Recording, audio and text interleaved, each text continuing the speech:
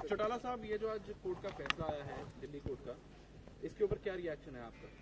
अभी तक कोर्ट का पूरा फैसला नहीं आया। कोर्ट की तरफ से जो चीज अब तक आई है उसमें उन्होंने केवल मात्र जो इसमें जेबीटी वाले इशू में कोर्ट ने ये कहा कि भी हम आप 55 के 55 लोगों को दोषी मानते हैं, लेकिन दोषी मानने के लिए कोर्ट को ये लिखना पड़ेगा कि किसको किस किस इशू में और किस किस बात के लिए दोषी पाया गया है। ये सारी चीजें जब सामने आएगी तब एक्चुअल पता लगेगा कि किस बात के लिए दोषी पाया गया। अब कांग्रेस के लोग भी और दूसरे कुछ राजनीतिक लोग जो आज ये समझते हैं कि उनकी आने वाले समय में उनकी दुकान बंद हो रही है, वो लोग आज टेलीविजन के सामने खड़े होकर के कहते हैं कि कहीं ना कहीं कानून है।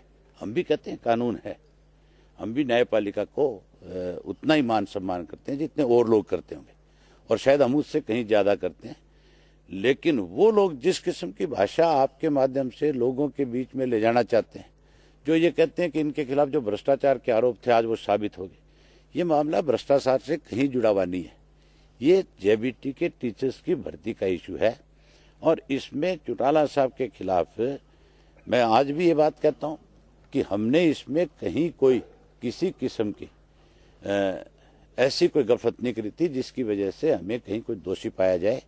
अभी जब ये इसमें कोर्ट क्या लिखेगी उसके बाद सारी बातें सामने आएगी, और मेरे ख्याल 22 तारीख के बाद सारी पिक्चर क्लियर भी हो जाएगी। लेकिन एक मॉरल सेटबैक है जी काफी बड़ा, क्योंकि आपके ब्रदर भी जनरल सेक्रेटरी हैं, चौटाला साहब सुप्रीमो हैं ILLD के, तो कांग्रेस ऑब्वियसली इसके लिए मौका है। आप ये मान करके चलो, इस देश के अंदर बहुत से ऐसे फैसले निचली अदालतों से होते हैं जो फैसले जो हैं उसमें जज अपने ठीक चाहते हुए लिखते हुए भी ठीक नहीं लिख पाते कई जगह पे।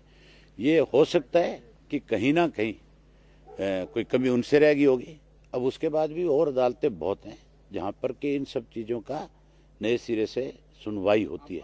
और हाँ 100% नहीं 100% अगर इसमें इस जजमेंट को इसकी कॉपी आएगी, उसके बाद हम उसको अपने लीगल लोगों को दिखाएंगे, अपने वकीलों से राय करेंगे, और उसके बाद बाकायदा तौर पे हम इसमें अगला कदम उठाएंगे। हम हाई कोर्ट भी जाएंगे और जरूरत पड़ी तो हम इसके लिए सुप्रीम कोर्ट भी जाएंगे। बेकसूर है चौटाला साहब और हाँ बिल्कुल 100% हमारा इसमें कहीं कोई दोष नहीं, ना हमारा दोष है ना किसी और दूसरे साथी का दोष है इसके अंदर।